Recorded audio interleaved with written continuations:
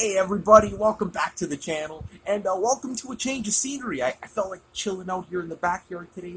It's nice and hot outside. It's a beautiful, gorgeous day, and yeah, I just felt like doing it here, at least for now. Maybe I'll go inside later.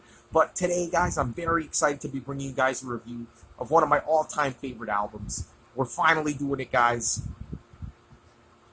We're talking Relayer by Yes, one of the best Yes albums of all time. Definitely my second favorite, just inches behind Close to the Edge. And what a fantastic album. It's long been one of my favorites. I've always felt that I've had a strong personal connection to this album my whole life. And I go way back with this one, guys. And to this day, it's probably, if not my favorite album cover of all time, definitely like my second or third favorite album cover. I mean, for God's sakes, I made it the logo of my whole entire channel. So if that doesn't show how much I love it, then nothing really will. It's just an incredible work of art.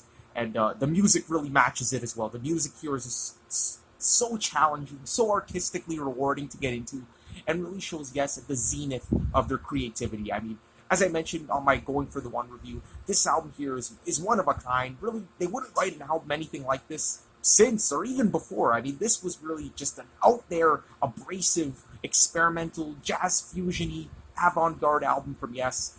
And really, they really need to make an album like this because so far, Yes, they've been so melodic, so symphonic, and even on Tales from Topographic Oceans, although they do have that 18-minute Giants Under the Sun, which is more abrasive, more avant-garde. Before that, they were really very melodic and symphonic. But on this album here, they started to dabble into different territory, a little bit darker, a little bit more out there. And at first, it might be a little bit hard to get into, but I think with time, this will become one of your favorite albums. I mean, I think most fans do consider this to be one of the greatest Yes albums. Definitely the opening track, Gates of Delirium, is one of the greatest Yes songs. If not number one or number two, then at least in the top three. So fantastic epic track comprising all of side one. But let's not forget, side two of this album has some fantastic tracks as well. Sound Chaser and To Be Over, two completely different tracks from Gates of Delirium, but each bring that quintessential Yes kind of vibe with a lot of experimentation. So let's not forget about side two. It's just as excellent as side one. And yeah, that brings me to one point I want to make about this album, is that after Tales from Topographic Oceans, which was this insane, overblown double album comprising of one track per side, each 20 minutes, Yes decided to dial it back a bit. And here's what I find hilarious. People say, oh, this is a more streamlined album, but side one is still comprised of a 21-minute track, and side two is comprised of two 10-minute tracks. That blows my mind how that could ever be considered streamlined, but I guess it's all context. So yes, compared to Tales from Topographic Oceans, this album is a little bit more concise, but with any other band standards, this one here is still pretty overblown and pretentious, I should say. Although I don't consider it pretentious. People might think that. And but yeah, definitely sticking true to the whole Close to the Edge structure, with the long epic taking up side one and two shorter but still long ass songs taking up side two. So gotta love that classic Yes structure going on with this album. And yeah, just a very interesting listen. Now, I just want to share a few personal thoughts about this album because, again, I mentioned my history with this goes way back. I think I was about 14 years old when I heard it for the first time. And let me tell you guys, this isn't an album you really want to hear or try to get into when you're 14. It's just, again, I mentioned it's a very inaccessible album. And it was one of the first Yes albums I heard. I think I heard the Yes album, Fragile, and Close to the Edge shortly before this. And then this album cover just really gripped me and grabbed my attention. So I decided to throw on the album, listen to it on YouTube, and I was floored. I mean, I was absolutely floored. I didn't know what I was listening to, especially by the time I got to Sound Chaser. I just really didn't know what to expect. It sounded nothing like Close to the Edge, nothing like Fragile. Gone were those large symphonic moments, and it took me off guard. It did have moments of beauty, like, for example, the ending of the Gates of Delirium. I mean, how could you not love that? But that comes after 14 minutes of just pure bombast. And I guess that's really what kept me coming back to it and trying to get into it, because I enjoyed those sections so much, as well as some of the more serene moments on To Be Over. And those things really hooked me in and kept me coming back. And I don't know, I had this determination to get into the album. Like, I really wanted to love it. But again, at first it was just so abrasive for me, and being so different than everything I heard at that point, being at such a young and impressionable age, it was challenging. But thank God I persisted because I just kept listening to this album over and over. I remember every morning on the bus ride to school, I would listen to Gates of Delirium. The bus ride was about 25 minutes, so I'd hear that, and then I'd probably get like a little bit into Sound Chaser. And I'll never forget when this album finally clicked. The day it clicked, it was a stormy winter day in February, and I was waiting for the bus, okay, waiting for the school bus, and it just wasn't coming. And I'm just standing there, listening to Gates of Delirium, like hoping for this goddamn bus to come, and it just wasn't coming. And I stood out there for about 40 minutes and heard the entire freaking album, okay, before I finally decided to give up and walk home and assume that the storm was gonna stop the bus from coming, which was bullshit because they didn't announce this beforehand. I'm just standing there in the freezing minus 30-degree Canadian weather. But for some reason, that atmosphere, that abrasive, harsh, cold atmosphere, really made me appreciate that album. And I'll never forget when that Soon section came in from Gates of Delirium, the ending section of that song, and the snow just blowing in my face. It was one of those moments I'm going to cherish for the rest of my life. It's just one of those amazing connections we make with music every so often. That leaves a lasting impression. And yeah, from that day forth, I just had an awesome time getting into this album. And seeing as I had a whole snow day to myself, I just sat my ass down and just played this thing over and over and over again. And that was an awesome day to say the least. And at this point, I did have the album on CD. I should have gotten it from the basement, but whatever, it doesn't really matter. We all know what it looks like. And I did have it on CD, but I was listening to it on YouTube because this one YouTube channel, I think it's called VZKQ, whatever, made these awesome music videos for the songs on this album and pretty much every other Yes album for that matter. And I just love the imagery he used in his music videos, and they just fit the music so well. So I highly recommend watching them. It's not hard to find. Literally just type in the name of any song from this album, and one of the first like 3 hits on YouTube are going to be his amazing music videos. Or her, I don't know the gender of the person. But anyway, fantastic YouTube channel. And yeah, from that day forward, I've been obsessed with this album. It's really going to be hard to be kind of impartial while reviewing it because this album does mean so much to me on a personal level and a nostalgic level. But I'm going to try to be a little bit objective. You know, there's some sections of songs where I think they could have done things a little bit differently, and I'll point that out briefly. But overall, this is just going to be a fanboy praise review to this album. And yeah, and I really think that this album here is it's an experience. You know, it's more than just an album. It's a freaking experience. And the whole band were just at the top of their game musically. Just incredible. So that's pretty much all I got to say to introduce it. Now let's get into the overall history behind the album, and then we'll talk about the review. All right, guys, so let's set the clock back to 1974 with the Tales from Topographic Oceans tour. Very successful album for Yes. I can't believe this, but that album went to #1 on the charts in the UK. And again, it's a double album composed of 4 20-minute long tracks. This really was the height of progressive rock mania, especially in England and I think in the US as well. So Yes, we're riding pretty high, but one member of the band just couldn't get into it. Rick Wakeman, the keyboard player, the symphonic classical-inspired master, he thought that the whole concept behind Tales from Topographic Oceans was pretentious and overblown, which it really is. Let's be honest here, guys. I still love the album, though. And he just didn't like how the band were just asking him to play kind of basically artificially extend the song's lengths. And he just couldn't get into it on stage, playing those spacey Mellotron sections. Again, I love his playing on the album, but he just wasn't into it. His heart wasn't into it anymore. He liked more tight, composed, melodic songs. And it all culminated in the famous curry incident where he was so bored on stage that he had to that he ordered a curry and a roadie brought it to him on stage, and there he was just playing the keyboards, eating this freaking curry, and that kind of spelled the end for him. But you know, he was a classy guy. He finished the tour, and he told the other members of the band he wasn't really getting into it.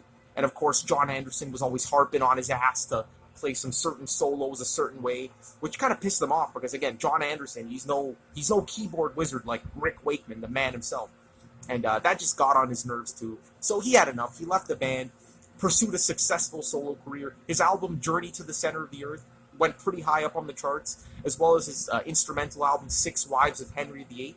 Actually, they're both instrumental, I should mention that, which again is just a testament to the music of the time and how open-minded the fan bases were. And their yes were. So, they did that album, and they knew they couldn't top it. They knew they weren't going to be able to do another massive double album with 20-minute tracks. So they decided, okay, you know what, let's go back to the format of Close to the Edge. That worked well. It's a little bit shorter, a little bit more succinct, and let's just write the album. So they went to Chris Squire's garage, which I find hilarious because it's a fucking garage, but he converted it into a studio, and they rehearsed and recorded the album in Chris Squire's garage. So by definition, Yes was a garage band. So, Wikipedia should really correct the genre section. It should be progressive rock / jazz fusion / garage rock, because by definition it was garage rock. And honestly, I can't picture these guys playing music of this caliber inside someone's garage. It must have been a fancy-ass garage, to say the least. But anyway, they went in there, and they started writing, a few things. Still didn't have a keyboard player, and they knew they would eventually have to hunt one down. So after they wrote a few, kind of like the skeleton of the tracks, they went on a quest to find some keyboard players. And John Anderson, he had a set sight on a Greek dude named Vangelis, who he would later collaborate with a bunch of times. But, they auditioned Vangelis, and he wasn't really into it, and he was a really big personality. He really made it on his own, and he wasn't really interested in being part of a band of equals, or, band of equals, really. It's just John Anderson and Steve Howe dictating everything. But he was really a solo kind of guy at that point, so that didn't really work out well. And they didn't really know who else to audition. I mean, who else can fill the shoes of Rick Wakeman? So, funny enough, a reporter, a music biographer named Chris Welch from the Melody Maker magazine recommended this guy, Patrick Moraz, who was currently in a jazz fusion band called Refugee. But before that, he'd done a lot of interesting stuff. He was a classical and jazz-trained keyboard player. He'd done a lot of film scores. He'd been in a few bands in Brazil, of all places. Which is funny because he has a Swiss background. He's a Swiss musician. And, so apparently they invited him over, and they really liked his playing. He auditioned for the band. He was a big fan of Yes, by the way, so that always helps. And basically what really sealed the deal was John Anderson showed him kind of like the skeleton of the song Sound Chaser. And he's like, oh, just improvise. Just come up with like a nice keyboard intro for this track. So Patrick Moraz sat down, came up with like what I consider iconic keyboard intro of Sound Chaser, and that was it. He was in the band, and as a full-time member, and they set forth to really record and write the rest of the album right then and there. And, so they got their asses in Chris Squire's garage studio and started recording and putting the finishing touches on this album. And things were different this time. So first of all, again, with Patrick Moraz being a jazz fusion-inspired keyboard player, that really comes through on the album. This guy really did have a knack for improvising and writing some awesome free-form keyboard playing, which, again, I didn't really appreciate that at first. I love the composed, classical, symphonic sound of Rick Wakeman. Still do. Again, Awaken is probably his magnum opus. But I like the change of pace with the more free-form jazz keyboard playing by Patrick Moraz. So I really think he really gave this album a nice little facelift from their previous work. Steve Howe as well made a few differences to his guitar playing. He gave up the Gibson ES 175 that he was playing on the previous Yes albums. I had to check my notes there for a second. And he started playing the Fender Telecaster. So I don't know if that really gave him a drastic sound, but his playing on this album is definitely sharper, more jagged, and more abrasive as well. He plays some pretty blistering guitar solos on this album, and really intricate, really complex, even some classical inspired stuff that I guess he was always doing. But he always seemed to do that more with the acoustic guitar. On this album, he's just playing some full-blown orchestral sounding electric guitar solos. So great guitar playing by Steve Howe. Really, I consider this and Tales from Topographic Oceans to be probably his greatest achievement, his greatest performance. It's just freaking flawless. And the whole band, they really started taking on a darker tone with this album. This is probably the heaviest and darkest Yes album. Not that it's metal or anything, but the themes running throughout are pretty dark. John Anderson, he had this kind of this vision to kind of write an album representing Leo Tolstoy's epic masterpiece, the war novel War and Peace. And of course, with a more serious theme like that, the music's going to sort of reflect it. But at the end of the day, they ended up scrapping the idea to make the whole thing a concept album, and they just really took that concept and used it for the opening track, Gates of Delirium. The next two tracks have nothing to do with War and Peace, but they still have those bombastic sections. Uh, so yeah, the theme of the album, they were definitely going for a darker theme with this one. And yeah, that's pretty much all I have to say about the making of the album. Actually, no, it isn't. That's a lie. I want to mention one thing about this album. They kind of shafted Patrick Moraz.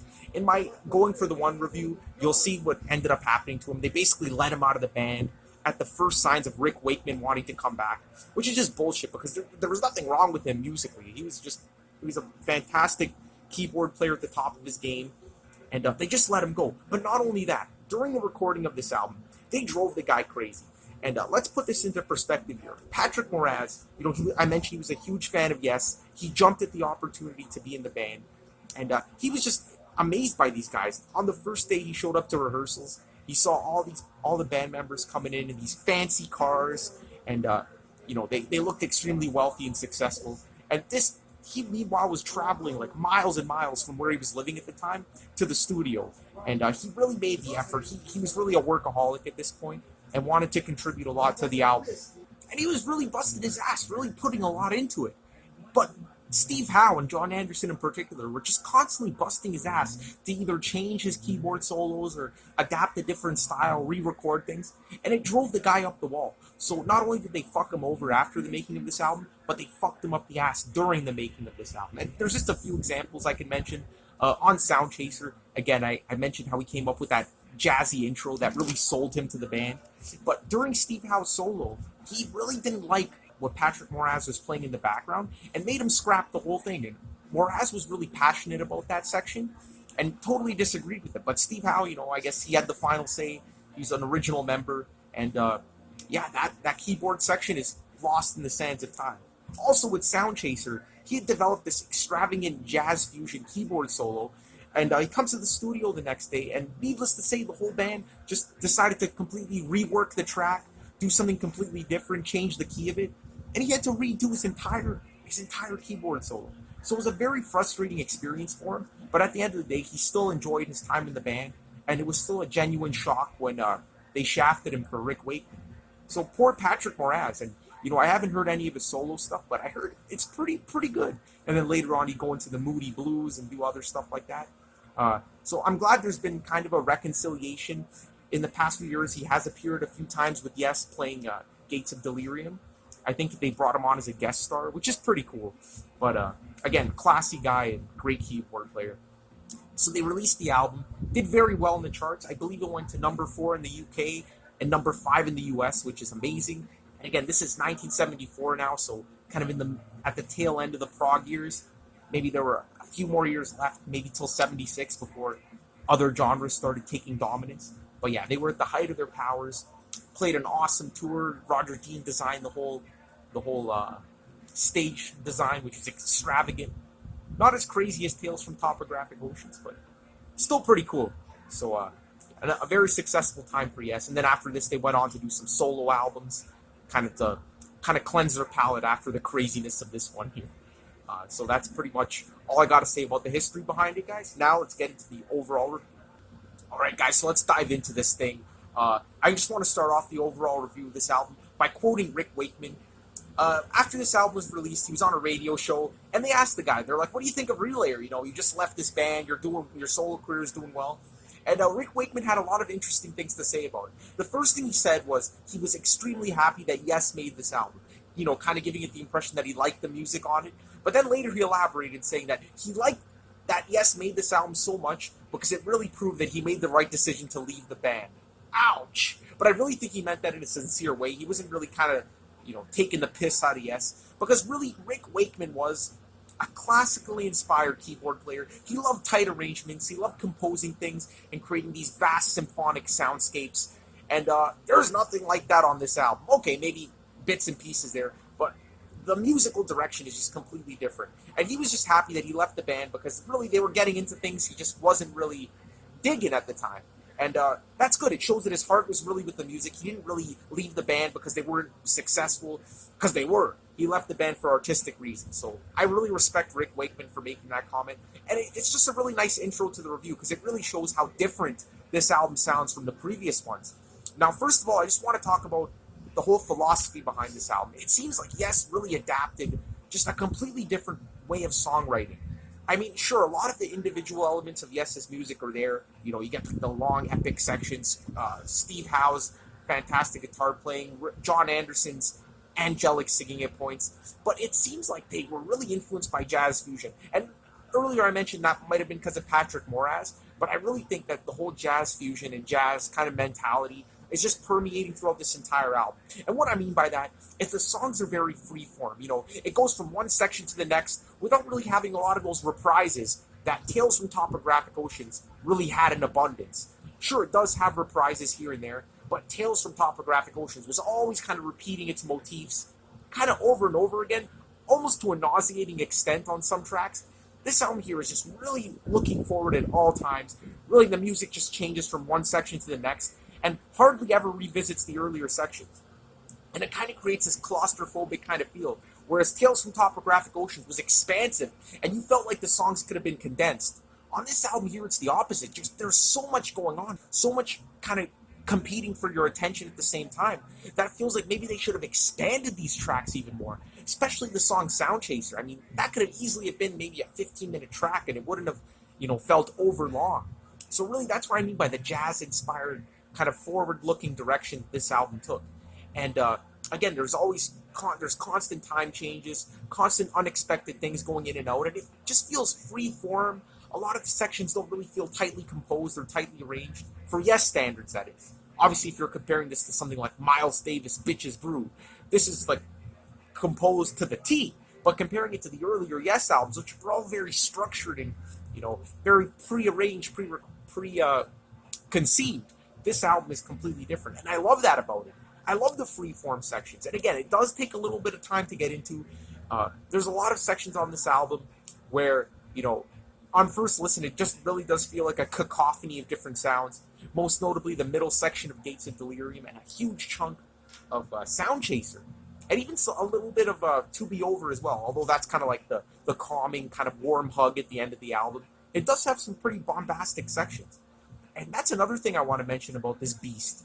It has a lot of abrasive sections, just really in-your-face, powerful, energetic moments that were kind of missing on a lot of the earlier Yes albums. The closest thing I could think of would have been Close to the Edge's crazy intro with Steve Howe playing that avant-garde solo. Just picture that going through the majority of the album. And really creates this abrasive, bombastic, in-your-face sound that ultimately contributes to the heaviness. So, really, really different, and I absolutely love that. Now, I'm making it sound like this album is just a crazy shitstorm from start to finish. I don't want you guys to think that. Sure, there are a lot of sections on the album. I'd say at least like 50 to 60% that kind of feel that way. But there are some beautiful moments on every single part of this album. The opening track, Gates of Delirium, 21 minutes. The last 6 to 7 minutes is one of the most beautiful pieces of music I've ever heard in my life. And I really mean that. It's just absolutely gorgeous. And most people really consider that to be like the high point of this entire album, because it is accessible. It is, the beauty, really what Yes were doing in the past, but reworked in this new framework. But I love how that's juxtaposed with the bombastic sections and the free form sections. That's what I love about it. So there's really not a smooth transition into it. It's just you get craziness and then you get moments of sheer bliss and sheer beauty. And I think that without those moments, I might not have revisited this album and got into it. Those are really the things that keep you coming back, that essence of familiarity. So I really love those beautiful sections. And again, the last track, To Be Over, it's a really calming song. It has a lot of, it's a really complex track, but for the most part, it's a pretty beautiful track as well. And even in bits and pieces of Sound Chaser. So there's still a lot to really grab onto, to hold onto. It's just kind of a jarring transition from the craziness of the album. So yeah, a little bit inaccessible at first, but again, I just want to emphasize, keep trying, because this will grow on you and become one of your favorites. Now, I just want to address the general musicianship on this album. It is just extremely intricate and extremely complex. I mean, you listen to this, and you know that these guys were literally at the top of their game, especially Steve Howe. I mean, his playing, I already mentioned here, is just absolutely earth-shattering in my opinion. Some of the most fluid, avant-garde, unexpectedly amazing guitar playing. You never know where this guy's going to go with his solos, and he always goes amazing places. Just an absolutely fantastic performance with some just insane shredding guitar solos. I mean, so abrasive, so in your face, and so fluid. His playing on this album is just truly incredible, and you never know where it's going to go. I mean, there's so many twists and turns in his solos, and they always just have these just bursts of energy that are just unpredictable, just add this eccentricity to the songs. So, Steve Howe, fuck man, one of the greatest guitar players, and this is by far one of his greatest performances. Chris Squire, what can you say about the guy? He's always been one of the greatest bass players of all time, and on this album, it's no exception. He throws in a lot of funky rhythms too with this one, so absolutely great bass playing on this one. And of course, we mentioned Patrick Moraz with his freeform, jazz-influenced keyboard playing, which has been compared to Return to Forever, which is another fantastic jazz fusion band. If you haven't heard them, they're just amazing. And Chick Corea, their keyboardist, might have been a big influence on Patrick Moraz. I sense a lot of that crazy Chick Corea feel in Patrick's playing. So yeah, great performance there. Alan White, guys, holy shit. His percussion playing on this album is awesome. It seems like he really stepped up his game from Tales from Topographic Oceans. And he's just really creative. At one point, there's a famous section in Gates of Delirium where he knocks over this huge thing of car parts to create this loud, larger-than-life kind of crashing noise, which you can clearly hear on Gates of Delirium. And just thinking outside the box there. So great performance by Alan White. And his his drumming interlocked with Chris Squire's bass playing just fits absolutely perfectly. And just creating one of the craziest, tightest rhythm sections on the entire album. And again, a lot of really funky sections. They were also inspired by funk, and you'll hear that a lot on Gates of Delirium, and especially Sound Chaser. So, oh man, guys, so much to say about this album, so little time. It's just one of the best, I wouldn't really consider this a symphonic rock album. Sure, you have those moments like Soon that I already mentioned at the end of Gates of Delirium and parts of To Be Over, but I really think that this is kind of a weird hybrid between just regular progressive rock and jazz fusion. And those large, expansive symphonic sections are really kept to a minimum, at least compared to previous Yes work. So that is just a solid masterpiece right there. I don't know what else to say about it, guys. It's just awesome. I want to talk about the album cover, okay? I mentioned this is one of my all-time favorite album covers, and I really do mean that. And it's Roger Dean's favorite as well, the fucking artist himself. He was really going for this grand kind of fortress feel on this album. And I love the great kind of color palette to the album as well. And all the details, you got the snake on the back cover. It just creates this larger-than-life Lord of the Rings fantasy-style album cover that really inspired me as a kid because I was a huge Lord of the Rings fan. I'm sure a lot of progressive rock fans love that Lord of the Rings stuff. But this album cover here is just fucking grandiose, majestic. And to this day, it still gives me so much pleasure to look at. I think it's just one of the greatest album covers. It really fits in the theme with the music, with the soldiers coming out of the fortress. You really see that war theme going on that was exemplified on Gates of Delirium. So yeah, one of my all-time favorite album covers. And everyone knows I love this album cover so much. My sister, God bless her, she got me this shirt for Christmas last year. And I've been wearing it ever since, but as you can see, there's some tears, from overuse. So I'm trying to tone it down a bit. I'm trying to just wear it on special occasions. But yeah, you know what, guys? If this shirt ends up dying out on me, I'll buy another one because, album covers like this are just awe-inspiring. And I really think that the album covers really do influence how much you like the music, or at least how much you want to listen to it. Because it's really just another art form. Visual art and music are just two sides of the same coin. It's an experience. And I really think that when an album has a fantastic cover like this, an awe-inspiring cover, it really makes you want to go back and listen to it. At least that's just my opinion. And I'm kind of in the minority here because I think a lot of people consider fucking Tales from Topographic Oceans to have the best Roger Dean album artwork. But I agree with the man himself on this one that this is by far the best. So anyway, that's enough about the album cover here. We got a review to do here, guys. And honestly, guys, what are you waiting for? Just if you haven't heard this album yet, go out and listen to it. It's bombastic. It's unlike any other Yes album, and it's just a really unique album in their discography. Because again, after this, Rick Wakeman would come back, and they would really try to streamline their sound with Going for the One. So this is really the last hurrah of Yes's experimental years, and ultimately their most experimental album. So let's get into this album track by track. Sorry about all the background noise, by the way. Alright guys, now let's dive into the first track on this album, the absolute grand spectacle, The Gates of Delirium, the 21-minute epic of the album, and just by far one of the greatest Yes songs. Again, it's down to this, Awaken, or Close to the Edge for number one. They all kind of shift as my favorite at some points, and right now Awaken's really taking the crown, but Gates of Delirium is just a close second. And what can you say about this track here? This is one of the most astounding songs of all time. One of my personal favorite tracks of all time. Right up there with Supper's Ready. I would say this song is easily as good as Supper's Ready. You know, a lot of people really consider that the apex of progressive rock. But fucking Gates of Delirium is no worse. It's just as good. And the incredible thing about this song is 10 years later, 10 or 11 years after first hearing this, still getting the goosebumps, guys. This song just does something to me. It's just so powerful, so emotional, and the performances are at a different level. One thing I want to mention about this song, just in case I forget, is Chris Squire's bass playing. You know, I talked a lot about Steve Howe's amazing guitar performance and Patrick Moran's jazzy influence, but this is Chris Squire's most muscular performance on any Yes album, and I really think within the first 13 minutes of the song, he's really up there with Steve Howe, stealing the show with his incredible bass playing. Just thought I'd get that out of the way, just in case I forget, because there's so much to talk about. I got a long list of notes on this track because there just really is a lot to say, and I want to take my time and just pour out my love and devotion to this track. As I mentioned before, this is a 21-minute epic describing war, basically. And I mentioned that it was inspired by War and Peace, but it doesn't really, follow a series of events or really take direct inspiration from the characters or the events of that novel. It's more of just a general song about war. Starts off with kind of like this grand overture, and then preparing for battle, and then there's this huge battle sequence, which is really kind of what steals the show in this track, followed by this amazing lament and hope for the future, the soon section of the song, which I keep talking about. And I call it the soon section because what they actually did was they excised, they basically took out the last 6 minutes of the song and released it as a single called Soon.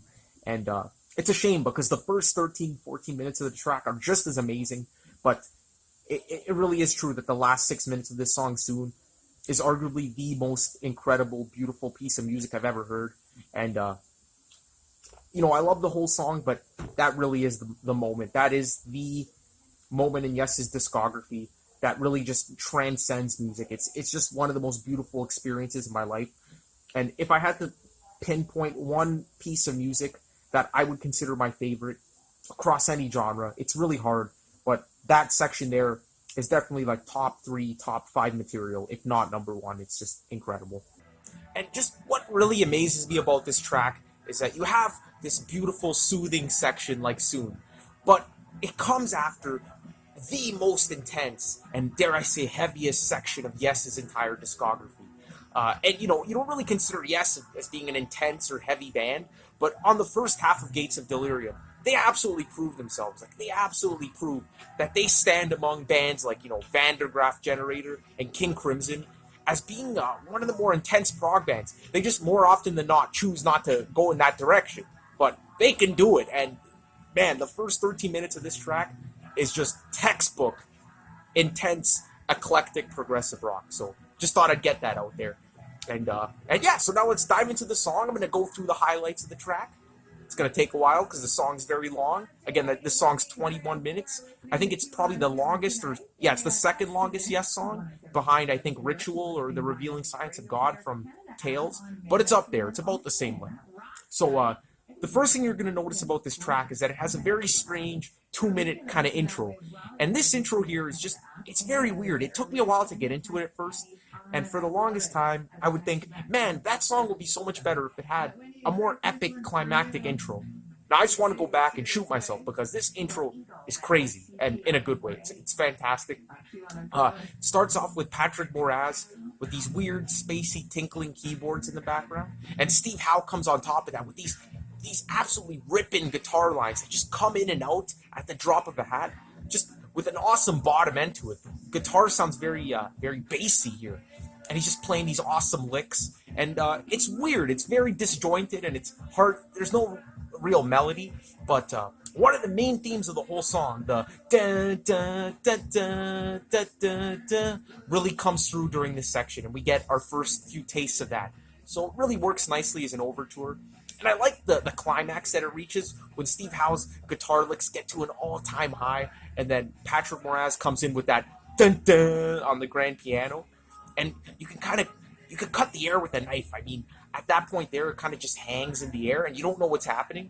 Then it ends up reprising the intro, what we just heard with the tinkling keyboards, and it's just really cool. It kind of climaxes multiple times throughout the first 2 minutes, and then we get this crazy Steve Howe guitar, and it has this great kind of like stop and start quality to it, which I think I already mentioned.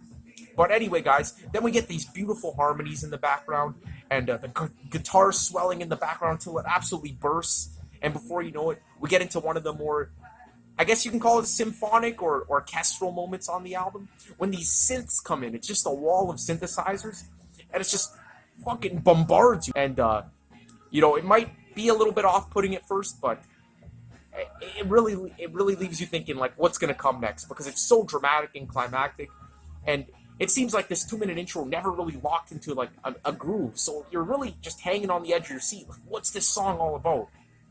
So, really great, tension-laden intro. Then after that crazy intro, we finally get some semblance of sanity when the song kind of comes to a halt, and it gets really laid back. John Anderson comes in with his vocals, and really grounding the song, reminding you that it's Yes. But it gets really triumphant sounding, especially with Patrick Moraz's kind of medieval sounding, kind of triumphant sounding synth in the background. And it's really cool. You get the acoustic guitar going. It sounds very folky at this point, but trust me, guys, it doesn't last very long, because before you know it, Steve Howe comes in with this epic, sinister guitar riff, the dun dun dun dun dun dun dun dun dun dun, which is, probably the second major theme of the track, and then all hell breaks loose, and John Anderson's vocals just have this power, this ballsy kind of nature to it, and it just gets really heavy and really, really like sinister all of a sudden after that kind of folky, triumphant start there, and Steve Howe's guitar playing here is absolutely blistering in the background, and it gets super intense. But again, Patrick Moraz breaks up that craziness with his triumphant synth playing again, and it kind of goes through that whole kind of sequence again. It's really cool. It really gives you the sense of, this kingdom preparing for battle, amassing the armory and, forging all the weapons and swords and things. And it's awesome. I absolutely love this section here. And what I love about this is that right after the second verse, we get that epic, sinister guitar riff coming in, but it repeats multiple times. And Chris Squire, holy shit, guys, his bass playing in the background is just absolutely phenomenal. It just really resounds as strongly as Steve Howe's guitar playing. And, oh my god, it actually locks into a groove, and it gets pretty groovy and funky for a second there. Almost like it doesn't really fit in with what came before, but hey, it works for me.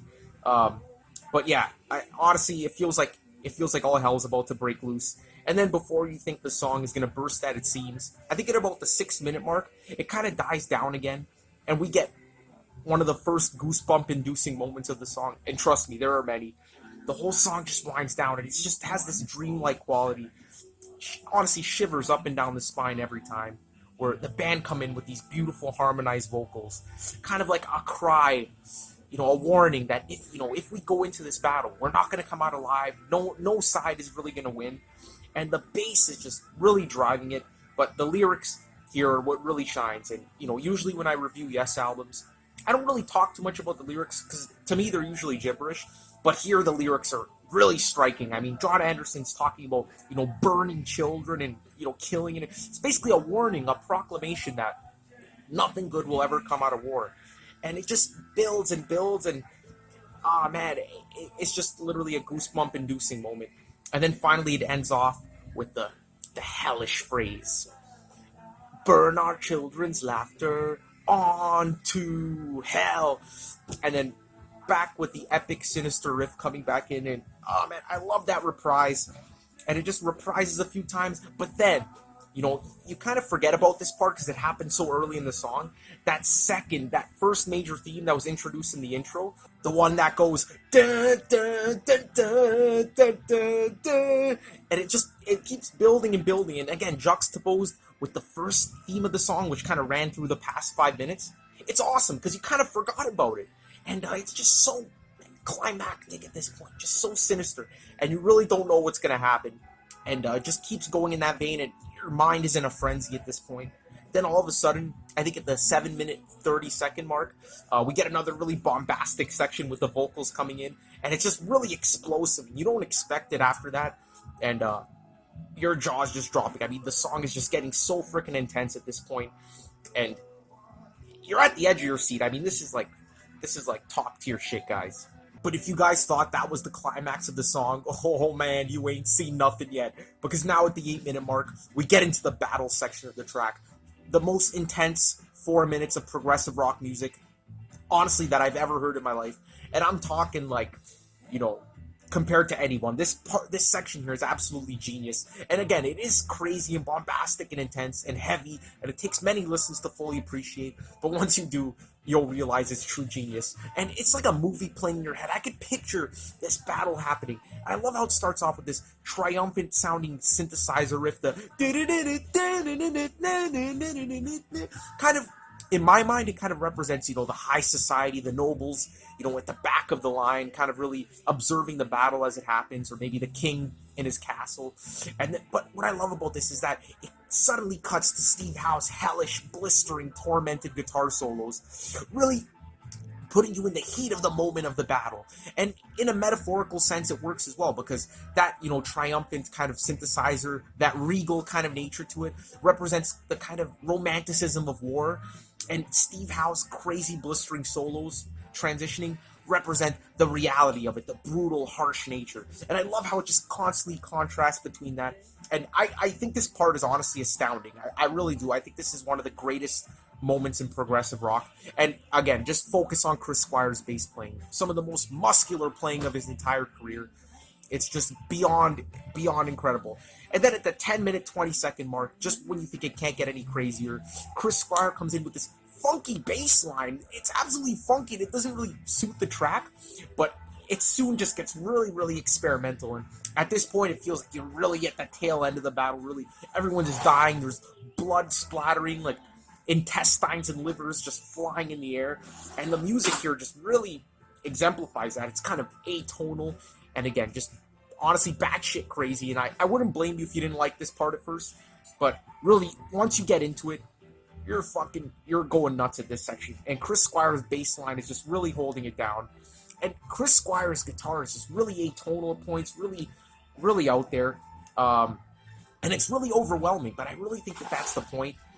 And then Steve Howe joins in with the funky groove. There's shit crashing all around. Again, Alan White tipping over that stack of car parts. And, man, at the 12 minute mark, it gets really crazy. This incredibly sinister, hellish synthesizer riff comes in. And Chris Squire's bass is just fucking pummeling you. It's honestly ridiculous. And again, it's just phenomenal. But, again, I could never really get into this section at first. It didn't do anything for me at the first few listens. But after a while, it just grows on you so much. And I love how it ends. I mean, the whole song just kind of comes to a halt, and you get Alan White absolutely bashing the shit out of those drums. And he kind of slows down his pace, but for a moment there, you can literally cut the air with a knife. It builds this amazing sense of tension. And then I absolutely used to love this part. Right when you think it can't get any crazier, Patrick Moraz comes in with the most triumphant sounding synthesizer you can imagine, really representing the victory of the battle, or the end of the battle. And it just sounds absolutely regal and triumphant, and sort of like what he's doing at the beginning of the song, but cranked up to 11. And I used to love this section because it really is the release from the tension that the song was building. And again, not liking that bombastic section at first, I really enjoyed this part, and I couldn't wait for this part to come in. But now that I appreciate the section that came before it, I just take this as just another section of the track. And it's just really out there, really in your face. And before you know it, that ends. And then Steve Howe comes in, and this is where the song just totally goes over the edge. He comes in with his steel lap guitar, and he reprises that synthesizer riff. And it's so ethereal. It creates this kind of, whereas Patrick Moraz's was triumphant, this one creates this kind of heavenly, dreamlike nature. And then the whole song just kind of winds down with that Steve Howe lap steel guitar. And it just kind of chugs to a close there. And you don't really know what's going on. It really just you don't really hear anything, just this spacey synthesizer, and it feels like the band's exhausted. Like they gave you that burst of energy, that burst of craziness, and now they're just taking a break, which is probably what they're actually doing. But just taking a little rest, letting Patrick Moraz lay the groundwork, and then it's really ambient, really cool, and it goes on for about a minute. But then before you know it, at the 16-minute mark, the Soon section comes in, and I mean, I feel like I've been talking about this thing for hours, but it's just absolutely iconic. We get the absolutely amazing, beautiful Steve Howe lap steel guitar theme coming in. The and at first it's just him, and it's just absolutely haunting. And again, 10 years later, still get the chills every single freaking time. When John Anderson comes in, his vocals are absolutely magical, like literally tear-jerking at this point. And then at the 18-minute mark, and again, it just builds. Different instruments come in. Soon the synthesizer comes in as well, or the mellotron, and it's just so freaking symphonic. And again, I mentioned there weren't many symphonic moments on this album, but this is one of them. And you just get the strings and the mellotron coming in, and oh man, the absolute beautiful. I don't know what else to say about it. And the guitar at one point, it just hangs in the air for a moment, and it's literally breathtaking. I mean, I lose my breath when I hear this section. And that final verse that John Anderson sings, with the guitar swelling in the background and the mellotron going full force, it's just, I'm speechless. I'm just absolutely speechless. But the song still has some more tricks up its sleeve. Even after all that, the guitar builds to this amazing crescendo. And this moment here may be one of my favorite moments in music history. I mean, the build to this point, again, I'm lost for words. You just have to go listen to it. It's the most dreamlike, beautiful section of all time. And again, juxtaposed with the craziness of the battle section. It's absolute genius, guys. Absolute genius. Don't know what else to say about it. Just thinking about it, just sending shivers up and down my spine. If I can give this song a 100 out of 10, I would. It's just flawless from start to finish. Absolutely not 1 millisecond goes by that it's just even somewhat mediocre. If the rest of the album was shit, this album would still be a masterpiece. That's how fantastic this song is. So, Gates of Delirium gets a very strong 10 out of 10, and just very passionate about this song, guys, as you could tell. Alright, so finally flipping the album over to side 2, we get Sound Chaser. Now, if there was a contest for craziest Yes song of all time, it would definitely be down to this or The Ancient from Tales from Topographic Oceans. But I think I give it to this one. This song is just absolutely insane. It's just 10 minutes of pure bombast and just really throwing everything they had in the kitchen sink at the listener. But it's freaking awesome. And again, it's just has some of the funkiest parts in Yes's entire discography, some of the fastest paced, most up-tempo, blistering riffs, and Steve Howe, in my opinion, if not his greatest guitar solo, then definitely up there. There's just so much going on in this song, and it's jazzy. It really doesn't really... Okay, it does repeat like the main riff quite a bit, but throughout the different sections of the track, there's always something different going on, something new, and a lot of variations. So just a very jazz fusion-inspired track, probably the jazziest on the entire album. And Yes never wrote anything like this. Now, the funny thing is, apparently, when they were recording this album, they actually wrote 2 other songs for the album. And apparently, according to John Anderson, they were in the same vein as Sound Chaser, but they just picked Sound Chaser because I guess it was the best out of those 3 songs.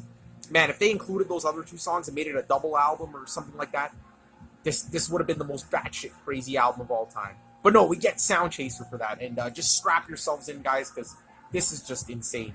It opens off with the famous jazzy keyboard intro by Patrick Moraz, the intro that really solidified his position in the band. And all of a sudden, before you know it, this bombastic guitar and bass section comes in with the just fucking hits you over the head, and you don't really expect it. It's crazy, it's out there, it's bombastic, and I love it. And, there's this one section where, the keys are just floating in the air, just fluttering in your ears, and Alan White is just going absolutely nuts on the drums, and it just hangs like that, really creating a lot of tension.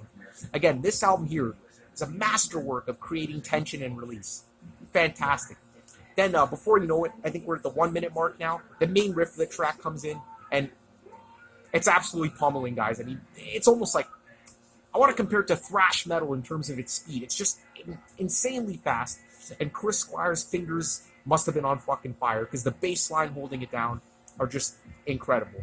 So right after that, you get the vocals, and I said I was going to be kind of objective when reviewing this album, and I do have to say the vocals on this song are really the downside. I don't feel like it really needed vocals. There's a section later on where John Anderson sounds absolutely beautiful. I would keep that in, but the main vocals on this track really don't gel with the song. Again, it's Yes harmonies, but Yes harmonies don't really fit well with crazy bombastic jazz fusion and just jazz fusion in general. So I definitely think they should have taken out the vocals, but they don't really last long and they're not that offensive. It's just really the one thing on this album that if I had to change one thing, it would be the vocals on Sound Chaser.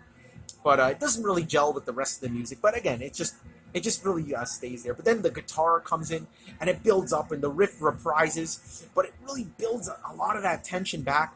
And right when your brain's about to explode, the whole song just comes crashing to an end. And at the 3-minute mark, we get Steve Howe's shining achievement on the album. This solo here has long been one of my absolute favorites, and it just really goes through Steve Howe's entire repertoire. It's beautiful at points, it's ridiculous at points, and it's symphonic too, which is amazing, and really incorporates a lot of his classical influences and a lot of that Spanish guitar playing, but just superimposed onto the electric guitar, which is what I love about it. It's just, at some points, he's just absolutely shredding the shit out of his guitar. It creates a lot of ominous tension. Again, tension, that word, perfectly describes this track here. And then Patrick Moraz joins, just adding these sparse kind of synth sounds in the background. Again, I mentioned that he originally had other plans for this track, but they were scrapped by Steve Howe at the last minute. So I wonder what he came up with. It was probably even better, but again, it just adds that nice atmosphere. And again, it's just Steve Howe's guitar and Patrick Moraz really doing all the work on this section. And what I love about Steve Howe is he has this great bottom end to his solos. His solos have this really deep, resonating nature. And I don't know how it gets that sound, but it's absolutely awesome and unique. And then it kind of winds down and gets into this mournful sounding section with this sparse synth melody in the background. But then it gets insanely dramatic and symphonic at points, almost orchestral. And I can't even describe how... It's like watching a symphony orchestra on one guitar. That's the best way I can describe it. And it's literally 3 minutes of perfection. A 3-minute guitar solo that I wish can go on forever. But before you know it, the song winds down again. And John Anderson comes in. And he actually sounds really beautiful at this point. We're about 6 minutes in. And, this is the section where I wish they kept these vocals and kind of scrapped the rest. Because they actually work on this track. And then that's really cool there. Oh, and then at the 6-minute, 11-second mark, the song reprises the entire intro of the song and really works its way back into kind of the main theme. But before we get back into the main riff, the blistering riff at the beginning, we get this awesome Steve Howe groove laying down. And gets into what I consider one of the strongest sections of the song, other than Steve Howe's fantastic guitar solo. Again, Steve Howe's really driving this section. He comes in with this awesome kind of chugging slide guitar rhythm, and it's absolutely rocking, so easy to headbang to, and just laying down this fantastic groove. And then this orchestral symphonic synthesizer just comes on top of that, and the guitar just gradually picks up the pace back into the main riff of the track, and wow, it's just great. And then this higher pitch slide guitar comes in on top of that, soaring on top, just creating this awesome melodic atmosphere, and with all the craziness going on in the background. And again, the synthesizer here is just really strong and really triumphant. Awesome section there. Then all of a sudden, we get one of the weirder sections of the song. John Anderson comes in, or the whole band does with their harmonization, and the whole song just kind of comes to an end, and all you hear is cha-cha-cha, cha-cha, cha-cha-cha, cha-cha. One of the most jarring transitions of all time, in my opinion. And really, again, I think that should have been cut out of the song, or at least remove the vocals. But again, after 10 years of listening to this, it doesn't bother me anymore. But at first it did. And then after that, we get into this awesome jazzy keyboard solo. Really Patrick Moraz's shining solo on the album. And it's just great. It's a really cool moment of the song, a big highlight for me. And it locks into this funky groove as well, with Chris Squire in the background. Again, showing that, yes, we're really getting a lot of influence from funk and the other jazz fusion bands around at the time. And wow, it's just insane. The ending of the song, I'm speechless. It goes back to the main riff of the song, that absolutely frantic riff. that we heard at the beginning with the symphonic keys over it, but it's almost played at 2 times the speed, which I think is freaking impossible because the main riff was already fast enough as it was. But with this sped up section here, it's literally mind blowing. I don't know what to say. Your brain's about to explode at the end, and then it just ends, and you're just left with your mouth wide open. It's like that. It's just one of the craziest bombastic songs. And again, if they stretch this song out to 15 minutes long, it would have worked. Like, it works as it is. It's a fantastic song, don't get me wrong, but I feel like they crammed so much into this thing that it could have easily been expanded to 15 minutes to let like some of the sections breathe. But I guess the claustrophobic feel is really what they were going for, so I can't complain, and I wouldn't change it for the world. So Sound Chaser, honestly, the nostalgia in me wants to give it a 10 out of 10, but I'm going to have to give it a 9.5 just because of the vocals. That's the only reason. It's the only song in this album that I won't be giving a 10 out of 10. Spoiler alert, but fantastic track. Alright guys, then we get to the third and last track on the album, To Be Over. And this song here was just one of those moments on the album, one of those songs that really kept me coming back for more. As I mentioned, there were those few moments that really harkened back to Yes's past that really just kept me coming back for more. And To Be Over was a prime example of that, as well as the whole Soon section. This song here, guys, this is really, if I had to pick the most underrated Yes song, and you guys know how I feel about using the word underrated, but you know what I mean by it, this would definitely be the one. This track here is just astounding, absolutely astounding, and this is hands down one of my all-time favorite Yes songs. And there's a few Yes songs that really, really compete for being their most beautiful compositions. I would say this one here easily, and You and I from Close to the Edge, Awaken, and although Awaken is probably like my favorite out of those three that I just mentioned, I'd say the most beautiful is definitely To Be Over. And this track here is just an absolute symphonic masterpiece, but it retains a lot of that kind of free-form kind of quality that the album has. And this is one of Steve Howe's all-time favorite tracks, and I could definitely see why. I mean, Steve Howe is just all over this fucking song. His guitar playing is just so inspired, really drawing influence from so many different things. Oriental music, classical guitar playing, Indian guitar playing. His guitar sounds like a fucking sitar at points.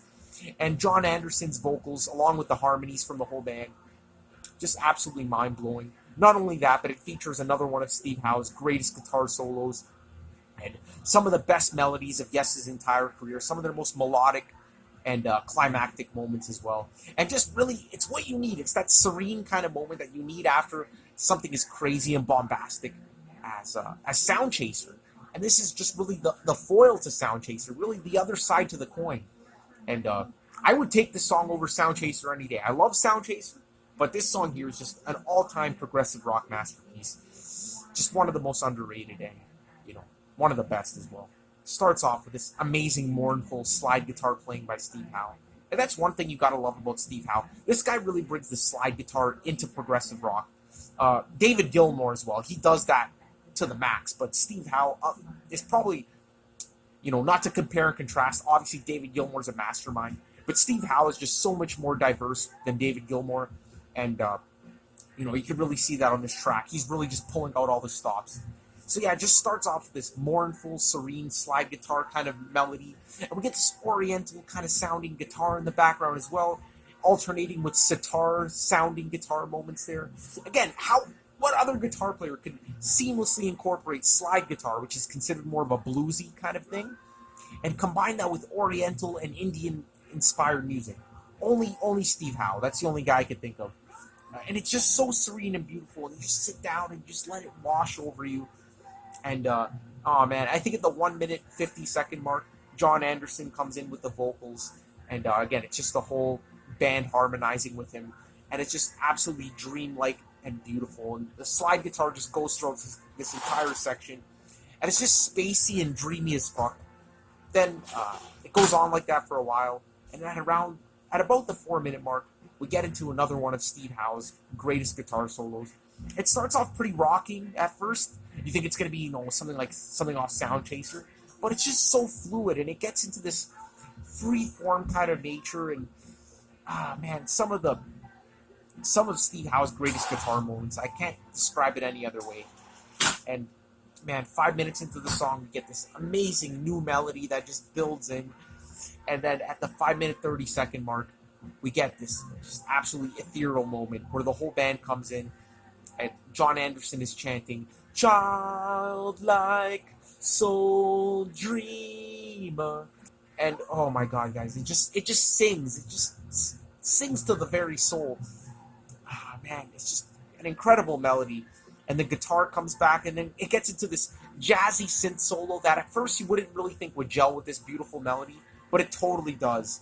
And it also has an oriental vibe to it, keeping in tune with Steve Howe's guitar playing.